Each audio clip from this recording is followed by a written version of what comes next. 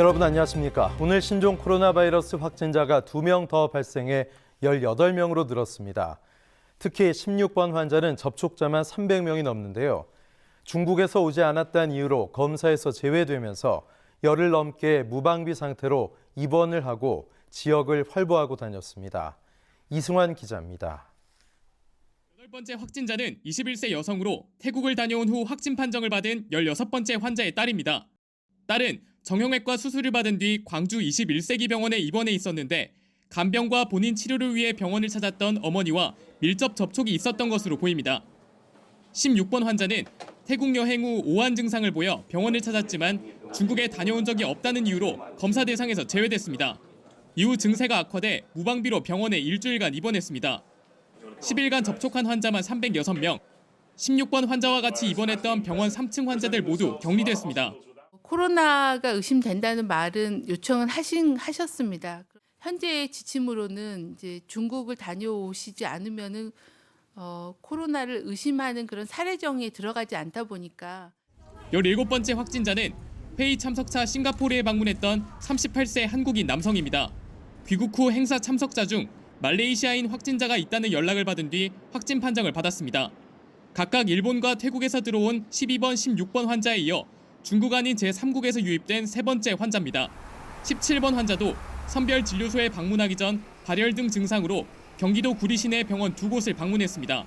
보건당국은 지금까지 확인된 확진자의 접촉자는 956명, 유증상자 174명으로 파악하고 17번, 18번 환자의 동선과 접촉자를 확인하고 있습니다. OBS 뉴스 이승원입니다. 국내에서 두 번째로 신종 코로나 바이러스 확진을 받은 56살 한국인 남성이 병원에 격리된 지 13일 만에 처음으로 완쾌돼 퇴원했습니다.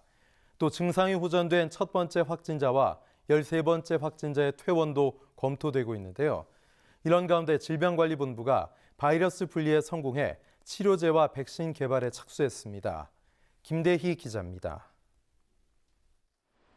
2번 환자인 55살 남성 A씨가 완쾌돼 국립중앙의료원에서 퇴원했습니다.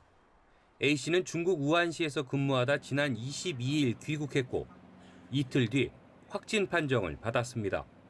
13일간 격리 치료를 받은 뒤 바이러스 검사에서 2차례 이상 음성 판정을 받는 등 감염력이 사라졌다고 의료원은 판단했습니다.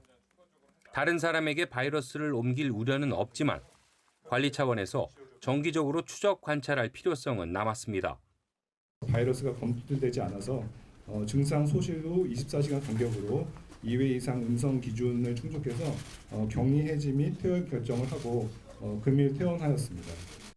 의료원 측은 1번과 13번째 확진자 역시 증상이 없어 검사 결과에 따라 퇴원할 수 있다고 봤습니다.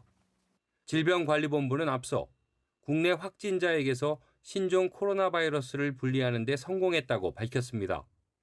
질본은 환자의 호흡기 검체를 세포에 접종해 배양한 결과 신종 코로나 증식을 확인했고 이 바이러스 유전자의 염기 서열을 분석해 바이러스 분리를 입증했다고 설명했습니다.